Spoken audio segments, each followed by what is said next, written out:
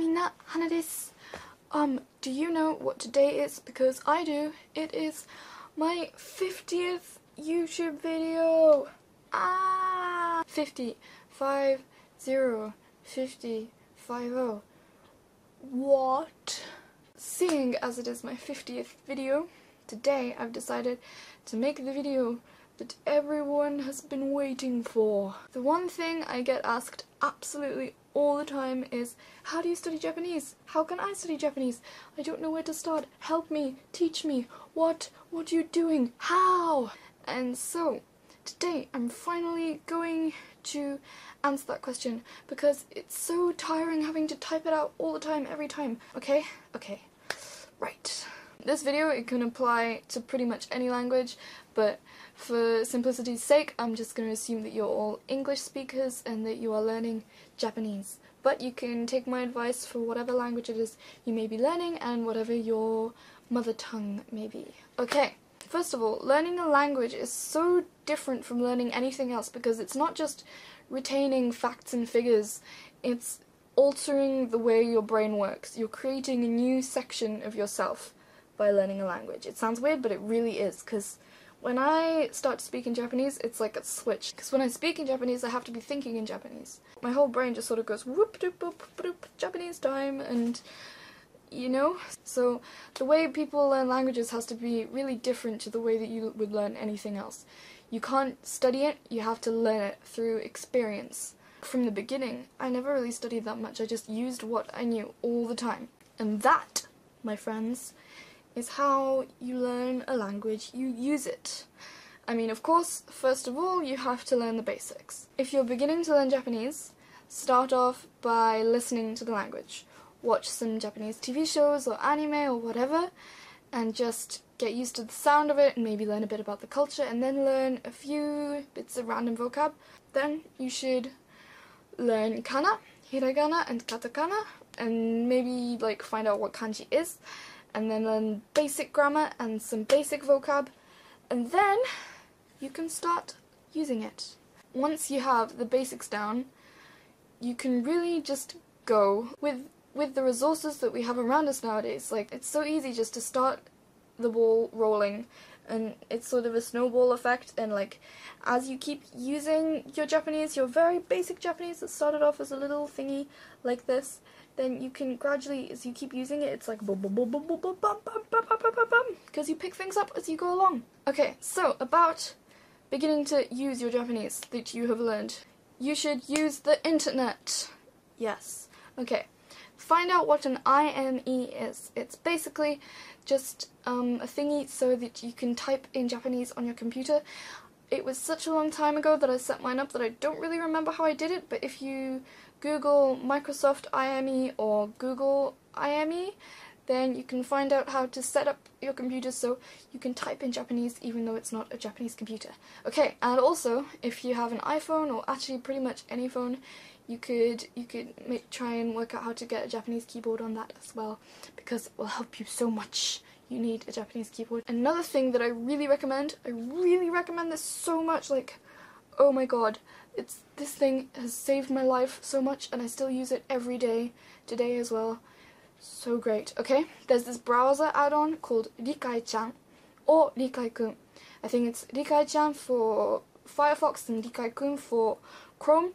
If you turn it on, then if you hover over any Japanese word on your browser, then it will teach you about it. It will give you like a million different English definitions, and it tells you what like form, like what case it is, and how it's been conjugated, and it will tell, like, even slang works, and it shows you how to read the kanji. So good. I really recommend you download it because it will save your life. Wow, technology! Let me show you the dictionary app that I use. It's this one here, Kotoba. It was called Kotoba when I downloaded it, and I haven't updated it in a million years, and I think now it's called Imiwa. I think that's what it's called now, but it's so good. You can type your search query in English or Japanese, and it has like kanji lookup and all sorts of stuff, and you can make lists of your favorite words, and it's really good, and it's really great just for quickly looking things up when you can't be bothered to go get a dictionary. Twitter has helped me so much, like more than anything, like it's unbelievable. Whoa, what is this doing? On Twitter there are hundreds of Japanese learners just like you, and there are tons of Japanese people who might be learning English and who are very enthusiastic to help Japanese learners get better. And really, like, the thing is with Twitter is you can basically say anything and it doesn't matter if you're wrong. So, like, even if it's just, like, a basic sentence you learned from a textbook or whatever, you can stick it on Twitter. Inu ga suki desu, or whatever, you can just say it on Twitter and people will be like, wow, very good, Japanese, you're speaking Japanese, I admire you. And if you can make friends with your followers and you can follow people and make friends, friendship. Communication is obviously a vital part of learning a language. You can't just expect yourself to learn a language by yourself because the whole point of a language is communication. So make friends on Twitter. You can add them on Skype and have Skype conversations and do a little call and practice your speaking, and you can make friends with other foreigners who are learning Japanese and you can be learning buddies. Another thing is you should absorb yourself in Japanese culture. Watching Japanese TV and movies and reading Japanese books if you're that advanced and reading Japanese manga is absolutely great.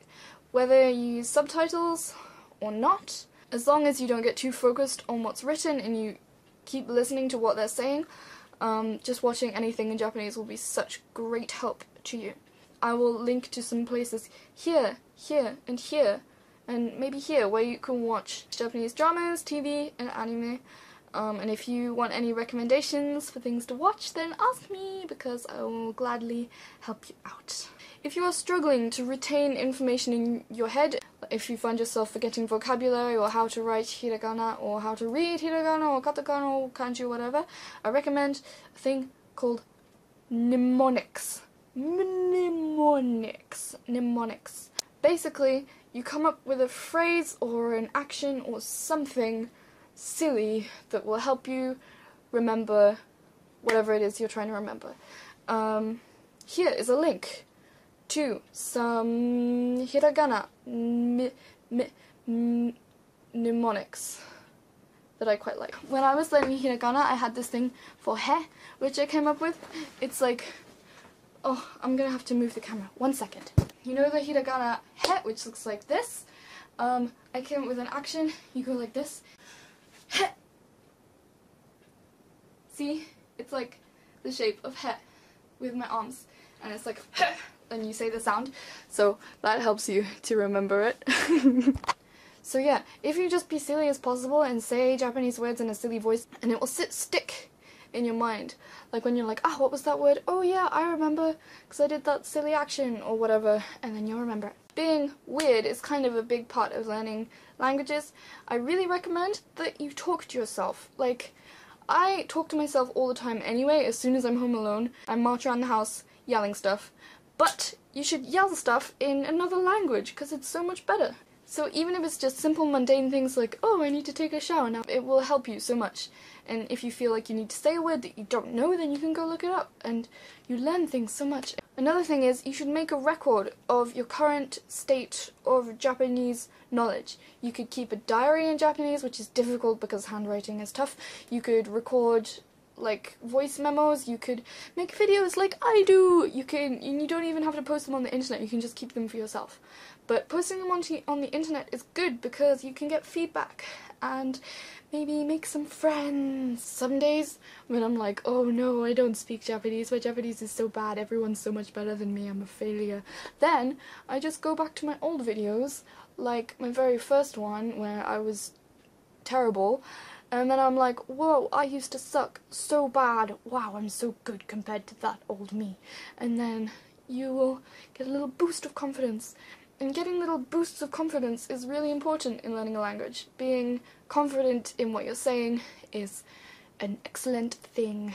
Really, you just need to remind yourself about what a crazy thing it is learning another language. If you just think like, wow, I'm reading this stuff that to someone who's never studied it before, they would have no clue what any of this means, and yet I can make sense of it and I understand it. Sometimes just like little victories where it's like, yes, I understood that, or yes, I can read it, or yes, the world is great.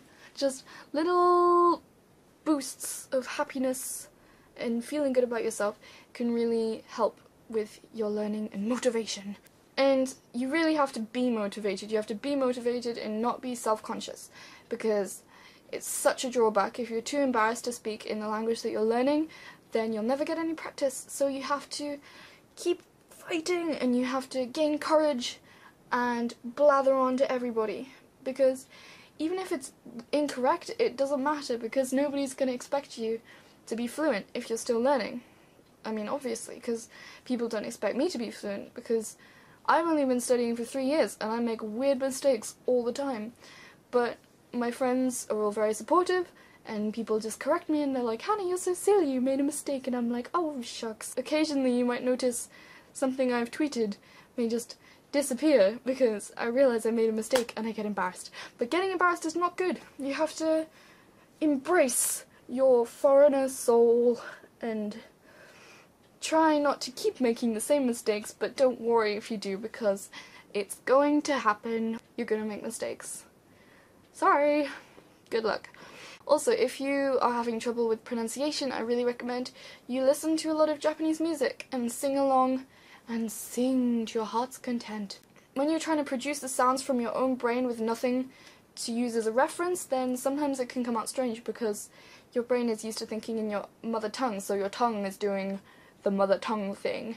Because don't you often find if you're singing a song in English that's sung by somebody with a different accent, you find yourself putting on that accent when you sing, because otherwise it's just not the same? It's like that when singing a Japanese song. You just end up having good pronunciation. There is a whole bunch of great Japanese music out there, so I really recommend you have a listen. And once again, if you want any recommendations, then definitely ask me. Last of all, you have to have fun and make friends and just enjoy the whole experience. Don't stress out about maybe not being as good as somebody else, or feeling like you're not understanding what you feel like you should be understanding, because learning a language is a fun thing, and if you're doing it because you like the language, then you shouldn't be stressing out about it, because it's not a big deal. And you don't need to be like, oh no, I haven't studied in such a long time, because you don't need to study, you just need to use what you have, and it will grow and grow and grow and grow.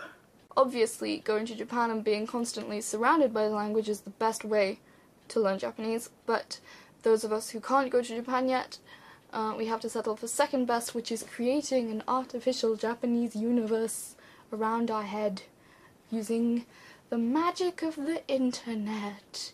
Yay, internet! And last of all, guys, if you ever have any questions or you just want to practice, then feel free to talk to me. I'm always available on Twitter and Tumblr and sometimes Facebook. If you look down in the description, I have a load of links to places where you can find me.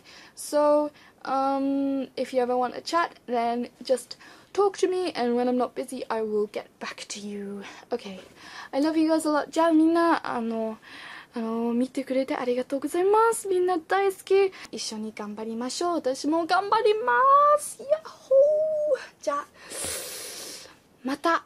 バイバイ。バイ。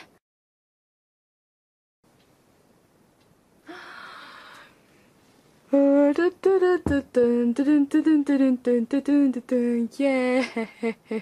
And guys, if you ever have any questions about Japanese, or whoa, my light just fell over. Wow. Oh my god. I'm sorry. I dropped you. The tripod fell. This isn't going too greatly. Okay. 日本語の勉強